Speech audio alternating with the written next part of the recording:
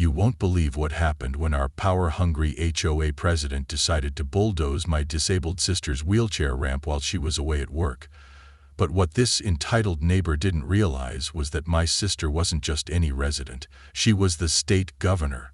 And this was about to become the biggest mistake of Karen's HOA career. But how did the entire neighborhood end up involved in a national scandal? Welcome to my channel. Please subscribe if you want more Karen and HOA stories.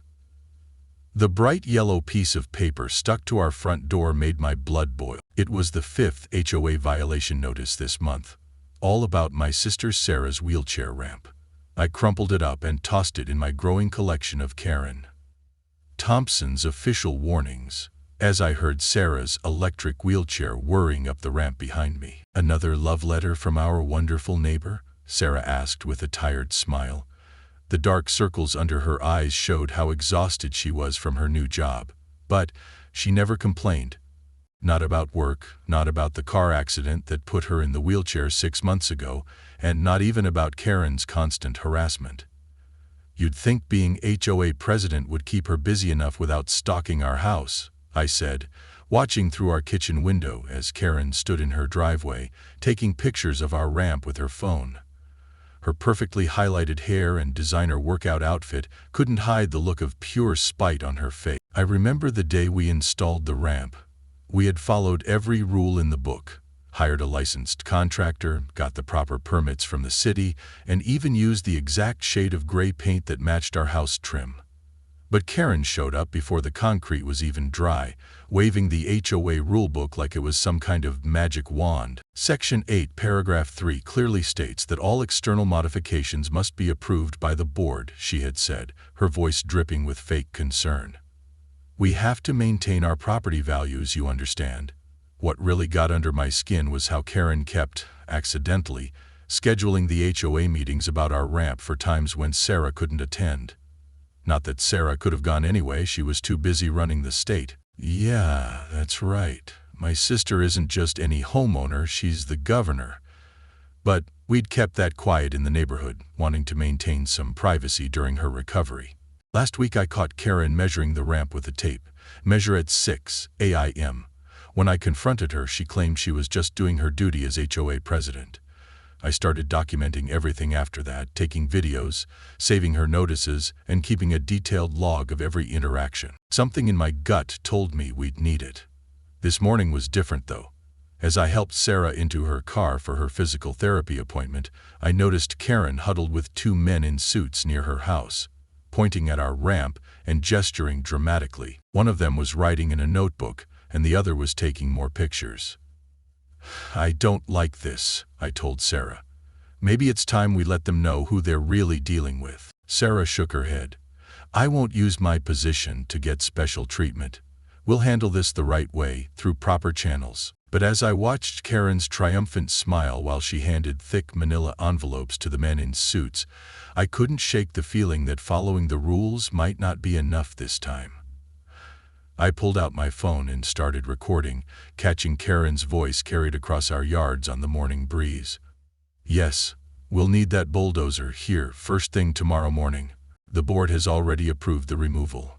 My heart stopped. They wouldn't really tear down a wheelchair ramp, would they? As Sarah's car disappeared around the corner, I rushed inside to check our security cameras and grab our folder of permits. But what I found in our files would change everything. A discovery that would make Karen wish she'd never heard of. I was eating breakfast when I heard the rumbling of heavy machinery outside our house. My spoon clattered against the bowl as I rushed to the window, and my heart nearly stopped. There was Karen, standing in our front yard with her signature red blazer and perfectly styled blonde hair, pointing at our wheelchair ramp, while a man in a construction hat nodded along. I grabbed my phone to record everything as I ran outside. The morning sun was barely up and most of our neighbors were still asleep. A bright yellow bulldozer sat idling in our driveway, its metal blade gleaming menacingly. 2 workers in orange vests were measuring the ramp with bright yellow tape measures, while Karen clutched a stack of papers to her chest like they were made of gold. "What do you think you're doing?" I called out, my voice shakier than I wanted it to be. Karen's face lit up with that fake smile she always wore at HOA meetings. "Oh, good, you're home," she chirped, walking towards me in her designer heels that sank slightly into our fresh grass. "I have here an emergency order from the HOA board. This structure is in direct violation of Community Guidelines Section 4.23. She waved a paper in my face, but pulled it back before I could grab it. I took a deep breath, just like Sarah taught me during her campaign speeches. "Karen, we submitted all the proper paperwork. We have approval from the city." "The city isn't the HOA, dear." She cut me off, her smile never wavering. "And as president of the board, it's my duty to maintain our community standards. This ramp is an eyesore that's bringing down property values. Just look at how it clashes with the neighborhood aesthetic." The bulldozer revved its engine, and I felt my stomach drop. I pulled up the property maps on my phone that Sarah had made me save, showing our property lines and permits. "This is illegal. You can't just demolish someone's property without proper notice or a court order." But Karen just laughed, a high-pitched sound that made my skin crawl. "Notice was given 3 weeks ago via certified mail. We have the receipt right here." She pulled out another paper showing a signature I'd never seen before. I frantically dialed Sarah's number, but it went straight to voicemail. Of course. She was in that closed-door budget meeting today. I tried her assistant, her security team, anyone I could think of, but nobody was answering. The construction workers started placing orange cones around our driveway. One of them looked uncertain, checking his paperwork multiple times. I noticed him whispering to his colleague, pointing at something that didn't seem right. "If you do this," I warned, my voice growing stronger, "you'll be hearing from our lawyers. This is a violation of the Americans with Disabilities Act." I started live streaming everything on my phone, making sure to catch every detail. Karen's smile finally faltered for a second. "The HOA is exempt from—" "No HOA is exempt from federal law," I shouted, loud enough that lights started coming on in neighboring houses. Our elderly neighbor, Mr. Rodriguez, poked his head out his front door, then disappeared back inside when he saw Karen. But she had already turned to the bulldozer operator, giving him a sharp nod. The machine roared to life, its treads crunching against our driveway. I watched in horror as the blade lowered towards the ramp that had taken us weeks to get properly installed. "Last chance, Karen," I said, my phone steady in my hands. "You're making a huge mistake." She turned back to me, her eyes cold despite her smile. "The only mistake was allowing this monstrosity to be built in the first place. Sometimes people need to learn that rules exist for a reason." The bulldozer's blade caught the edge of the ramp with a horrible screech of metal on concrete. I was still recording as chunks of our carefully constructed ramp began to crumble. What they didn't notice was Mr. Rodriguez had returned with his own camera, and more neighbors were gathering, phones raised. Just then my phone buzzed with a text. It was from Sarah's head of security. "Stay calm, keep recording. Help is 3 minutes out." I smiled for the first time that morning, watching Karen direct the destruction of our ramp like a conductor at an orchestra. She was so focused on her victory that she didn't notice the black SUVs turning onto our street, or the distant sound of sirens growing closer. Sometimes the biggest mistakes come from the smallest bits of missing information, like not knowing your seemingly ordinary neighbor is actually one of the most powerful people in the state. And Karen was about to learn that lesson the hard way. I'll never forget the moment our quiet suburban street turned into what looked like a scene from a movie. Just as Karen was busy high-fiving her HOA cronies over their successful removal of the eyesore, the first black SUV rounded the corner, then another and another. Red and blue lights started flashing everywhere. My hands were shaking as I pressed record on my phone. This was going to be good. The look on Karen's face changed from smug satisfaction to confusion as 3 state police cruisers pulled up, followed by 5 identical black government vehicles. The neighbors who had been peeking through their curtains all day now spilled onto their front lawns. Everyone knew something big was about to happen. "What is all this?" Karen demanded, her voice cracking slightly. "This is a private neighborhood matter." That's when Sarah's lead security detail stepped out, scanning the area before opening the back door of the center SUV. The street fell dead silent as my sister rolled out in her wheelchair, wearing her official governor's blazer and the stern expression I'd only seen her use during major press conferences. Actually, Mrs. Thompson, Sarah's voice rang out clear and strong. This became a state matter the moment. You violated federal disability protection laws. She wheeled forward, her security team moving in perfect formation around her, not to mention destroying state property without authorization. Karen's face went through about 5 different emotions in 3 seconds. State? Property? She squeaked. Yes, Sarah continued, pulling out her phone. Would you like to see the deed? Or should we discuss the Americans with Disabilities Act first? I'm particularly familiar with Title II, having just signed new state protections last month. The crowd of neighbors grew larger. I spotted at least a dozen phones recording everything. Mrs. Jenkins from across the street was already live on Facebook. But the HOA bylaws clearly state. Karen stumbled backward, clutching her precious violation notices. Interesting you should mention those, Sarah cut in, motioning to her assistant, who stepped forward with a thick binder. My legal team has been reviewing your HOA's bylaws all afternoon. Would you like to know what we've found? I watched as Karen's HOA board members started quietly backing away from her. Smart move. Multiple violations of state housing laws, discriminatory practices, and, Sarah paused for effect, irregular financial records going back 3 years. The crowd gasped. I zoomed in on Karen's face with my phone as it turned whiter than those violation notices she loved so much. This isn't... I didn't know, Karen sputtered. That I was the governor? Sarah finished for her. Or that bulldozing a disabled person's access ramp without proper notice or permits is a federal offense. 2 state investigators stepped forward, notebooks in hand. Behind them, I could see news vans starting to pull up at the end of our street.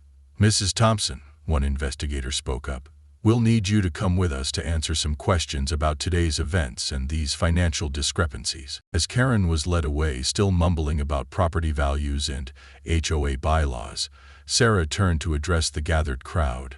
She looked every bit the leader she was, even sitting in her wheelchair surrounded by the rubble of our ramp. My fellow neighbors, she began, today we have an opportunity to discuss what community really means. She gestured to the destroyed ramp. This isn't just about me or my access to my home. This is about every person's right to live with dignity in their own community. The faces in the crowd showed shame, anger, and most importantly, understanding. But as I watched Karen being escorted to a police car, still clutching her HOA rulebook, I couldn't help but wonder, what would happen to our peaceful neighborhood after this explosive evening? And more importantly, how many other HOAs out there were pulling the same tricks Karen had been getting away with for years? The morning after the bulldozing incident, I woke up to my phone buzzing like crazy. Our security camera footage had gone viral overnight, and news vans were already lined up outside our house. But that wasn't even the craziest part. My old high school friend who became a civil rights lawyer had called with shocking news about Karen's past HOA violations. I couldn't believe my eyes when I opened the files he sent. Karen had been sued 3 times before for similar stunts in other neighborhoods, but she'd always managed to settle quietly and move on to terrorize a new HOA. This time she'd picked the wrong house on the wrong day. Sarah, being the amazing governor she is, didn't just get mad, she got organized. She called an emergency press conference right on our front lawn, with the destroyed ramp pieces still scattered behind her.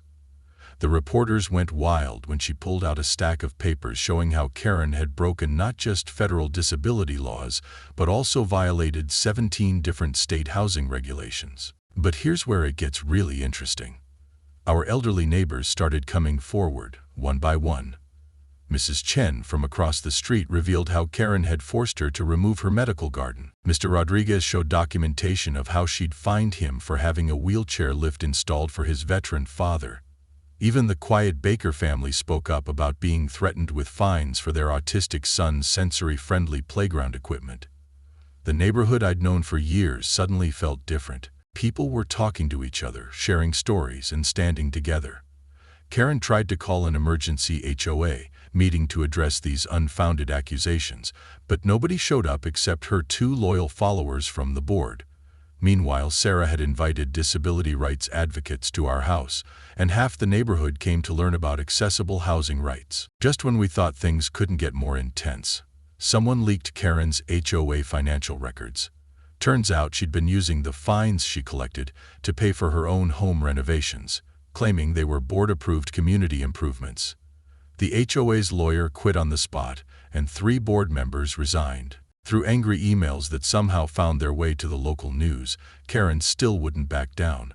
She showed up at our house the next morning with a cease and desist letter, demanding we stop spreading lies about her. What she didn't expect was to walk right into a meeting between Sarah and the state housing commissioner, who was very interested in reviewing every HOA decision Karen had made in the last 5 years. The look on Karen's face when she realized her HOA reign of terror was crumbling around her was almost worth all the drama. Almost. But the best part was watching our neighbors put up support accessible housing signs in their yards one by one, until Karen's house stood alone, without one. The news helicopters circling overhead captured it all, and by sunset our story had made national headlines. As I watched more neighbors gather on our lawn that evening, sharing stories and planning a new inclusive HOA, I couldn't help but wonder, how had one wheelchair ramp sparked such a massive change? But the night wasn't over yet. Sarah had just received some interesting documents about the bulldozing company's connection to Karen's private contracting business. The next morning, I woke up to hundreds of messages from neighbors sharing their own HOA horror stories.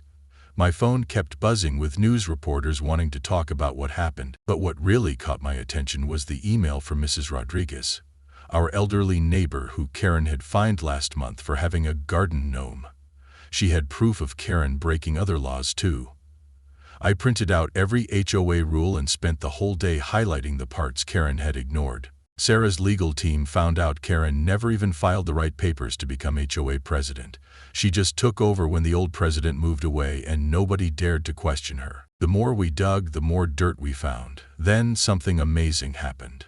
Our story reached Tommy Chen, a famous YouTube lawyer who makes videos about unfair housing rules. He flew in to meet with Sarah and offered to help us sue Karen and the HOA for free. His video about our case got millions of views in just one day. Karen tried to save herself by calling an emergency HOA meeting, but this time was different. Instead of her usual empty room with 2 sleepy neighbors, the community center was packed. People who'd never spoken up before shared stories of Karen's bullying. Mr. Jenkins showed pictures of his daughter's treehouse that Karen made him tear down. The Wilson family talked about their Christmas lights Karen said were too bright. Sarah rolled up to the microphone and didn't just talk about the ramp. She revealed her big plan. She'd been working on a new law to protect homeowners from HOA abuse. The rumor erupted in cheers when she announced it would be called the Right to Home Happiness Act. But the best part? Our security camera footage showed Karen had lied on official papers about getting permission to bulldoze the ramp.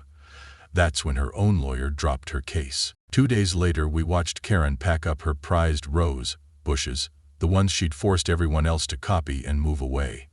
The new HOA board is amazing. They turned the old violations office into a community help center. Now, instead of sending fines, they sent welcome baskets to new neighbors. They even started a program to help elderly residents with home repairs. Sarah's ramp got rebuilt, but better than before. Local artists painted it with beautiful flowers, and it has cool lights that make it glow softly at night. Kids from the neighborhood actually think it's the prettiest thing on our street. Last week, Sarah held a barbecue for the whole neighborhood in our backyard, watching everyone laugh and share food where Karen once stood yelling about grass height. Rules made me realize something huge. Sometimes the worst moments lead to the best changes. Remember that bulldozer company? They now offer free ramp installations to disabled residents across the state, and their CEO personally apologized to Sarah. They even started a scholarship fund for students studying disability rights law. The biggest surprise came yesterday. I got promoted to run the state's new homeowner protection office. My first job? Teaching other neighborhoods how to turn their HOAs from bullies into helpers. Sarah says we're just getting started, and you know what? Looking at how much has changed in just 1 year, I believe her. Our story even made it into school textbooks as an example of standing up to unfair rules. But the real victory isn't in the headlines or the new laws. It's in the little things, like seeing Mrs. Rodriguez's garden gnome army grow bigger every week, or watching kids play freely on their front lawns without fear of violation notices. Karen's old house just sold last week. The new family? They have 3 kids, 2 dogs, and guess what's in their front yard? A wheelchair ramp for their grandmother. Nobody complained. Instead, 5 neighbors showed up to help them unpack. That's when I knew we didn't just change an HOA, we changed minds.